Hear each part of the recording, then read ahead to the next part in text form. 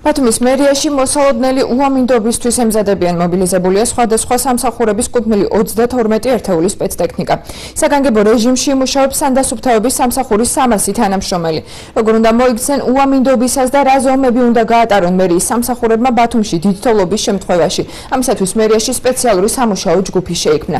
სამუშაო ჯგუფი უამინდობის დროს ქალაქის ქუჩებში სპეცტექნიკის გადანაწილებას კოორდინირებას გაუწევს. ბათუმის მერია მოსახლეობას დიდ თოვლობის შემთხვევაში სპეციალური ზამთრის საბურავებით გადაადგილებას ურჩევს.